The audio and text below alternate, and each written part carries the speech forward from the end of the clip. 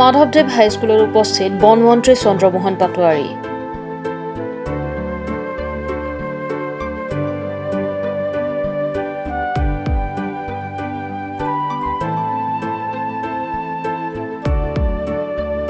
ৰাজ্যৰ বিদ্যালয়সমূহত চলিছে তৃতীয় পৰ্যায়ৰ গুণোৎসৱ।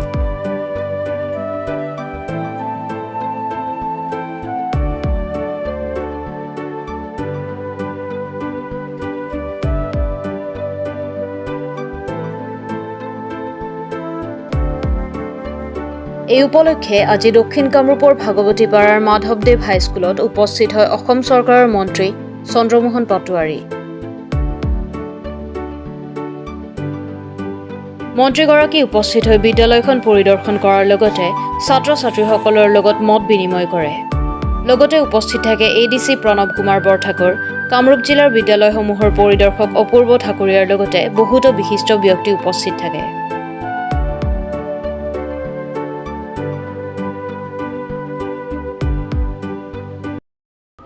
আমাৰ গুণোৎসৱ উপলক্ষে আজি আমাৰ এই মাধৱদেৱ হাইস্কুল ইয়াত আহিলোঁ আমি, আৰু ইয়াতে আহি আমি স্কুলৰ আমাৰ শিক্ষক শিক্ষয়িত্ৰীসকলৰ লগতো কথা পাতিলোঁ। তাৰপিছত মেনেজিং কমিটিৰ চেয়াৰমেন ডাঙৰীয়া তেখেতো উপস্থিত আছিলে, আৰু তাৰ উপৰিও আমাৰ ছাত্ৰ ছাত্ৰীসকলৰ লগত আমি মত বিনিময় কৰিলোঁ।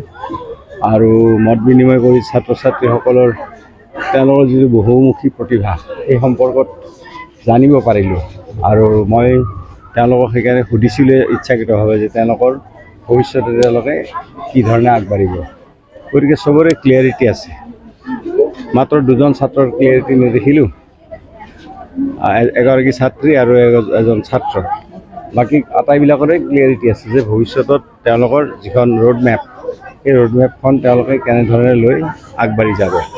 গতিকে খুবেই ভাল লাগিল, আৰু স্কুলৰ অভাৰঅল যিটো এনভাইৰনমেণ্ট স্কুলখনৰ সেইটো ভাল লাগিল। আৰু মই ভাবোঁ যে স্কুলখনে আগন্তুক দিনত আৰু ভালকৈ আগবাঢ়ি যাব পাৰিব, আৰু এই স্কুলখনৰ পৰাই এদিন আমাৰ ভৱিষ্যতত আমাৰ ভাল ইয়াৰ পৰা বৈজ্ঞানিক, ডক্তৰ বা অন্যান্য বিভিন্ন ক্ষেত্ৰখনত ইয়াৰ পৰা ছাত্ৰ ছাত্ৰীয়ে গৈ নিজে কাম কৰিবলৈ সক্ষম হ'ব, আৰু স্কুলখনৰ লগতে অসমৰ নাম তেওঁলোকে উজ্জ্বল কৰিবলৈ সক্ষম হ'ব। এইটো মই আশা কৰিছোঁ আজিৰ দিনটোত।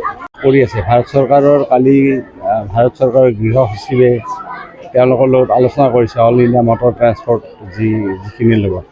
কথাটো হ'ল, যিখন আইন আনিব বিচাৰিছে আইনখনতো এতিয়ালৈকে পাছ হোৱা নাই, আইনখন প্ৰপ'জ কৰিছে, আৰু এই আইনখন আচলতে তেওঁলোকে মোৰ মতে সমৰ্থন জনাব লাগে, আৰু আমি ৰাইজেও সমৰ্থন জনাবলৈ আৰু আপোনাৰ প্ৰেছেও সমৰ্থন জনাব লাগে।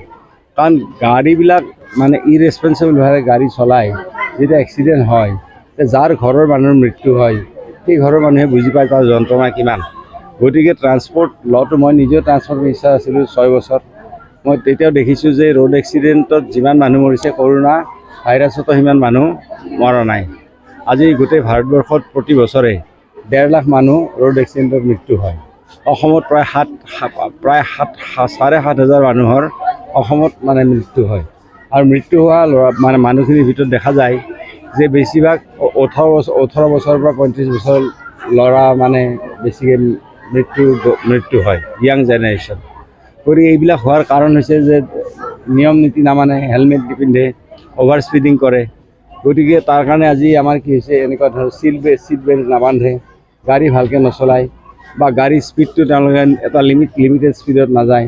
এতিয়া আমাৰ লগতো এস্কৰ্ট পাইলট চব আছে, কিন্তু আমিতো স্পীডৰ ওপৰত অভাৰ স্পীডিংটো আমি কেতিয়াও নকৰোঁ। আজি মিটিংখনত আহোঁতে মই আৰু সোনকালে আহিব পাৰোঁ যদি মই অভাৰ স্পীডত আহোঁ, কিন্তু মই অহা নাই। ইয়াত 10 মিনিট মোৰ দেৰি হ'লেও মোৰ কোনো কথা নাই।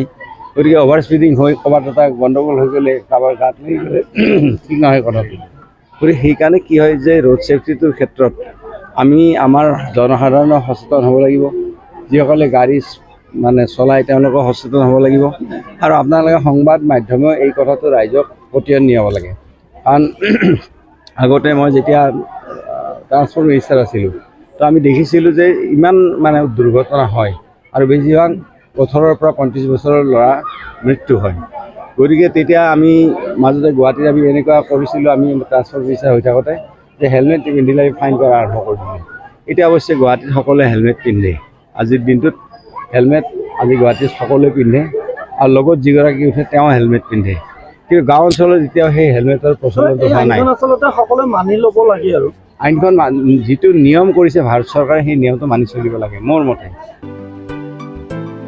সঞ্জীৱ আহমেদৰ সহযোগত মিৰ্জাৰ পৰা সমৰ কলিতাৰ ৰিপৰ্ট, প্ৰাত টাইম ডিজিটেল।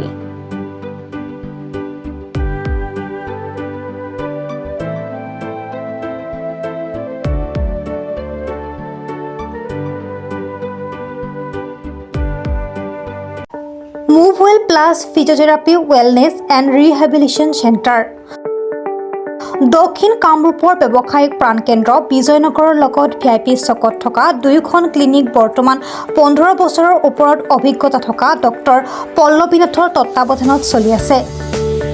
এই ফিজিঅথেৰাপি চেণ্টাৰ দুটাত বৰ্তমান অভিজ্ঞ ডক্টৰৰ দ্বাৰা যিকোনো জটিল ফিজিঅথেৰাপি চিকিৎসাৰ লগতে যিকোনো ৰোগীৰ ঘৰলৈ গৈ চিকিৎসা সেৱাৰ সুব্যৱস্থাও ৰাখিছে। আপোনাৰ অঞ্চলৰ যিকোনো ধৰণৰ ফিজিঅথেৰাপি চিকিৎসাৰ বাবে Move Well Plus physiotherapy and sports injury ক্লিনিকৰ লগত যোগাযোগ কৰক। যোগাযোগ নম্বৰ 8011744696 অথবা 8724053783।